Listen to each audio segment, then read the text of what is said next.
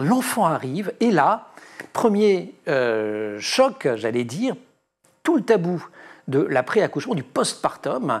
Alors on parle parfois de la dépression postpartum, ça c'est relativement documenté, mais même sans faire de dépression, il y a un tas de choses extrêmement désagréables qui arrivent aux femmes, et là elles le découvrent en le vivant, on ne les a pas prévenues. Oui.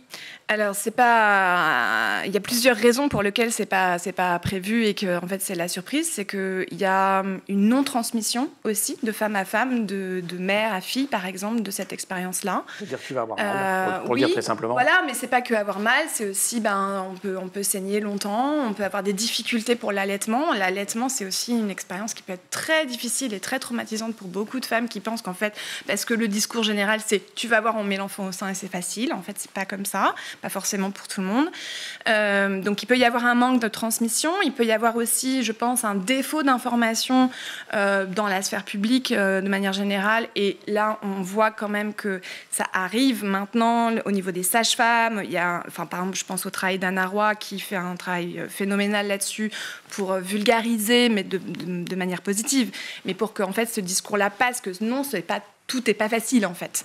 Donc là, ça commence à sortir un peu. Mais effectivement, toute la période du postpartum, il y avait très, très peu d'informations pour les femmes. Elles étaient très démunies. Et puis, en plus, c'est une période où elles sont très seules.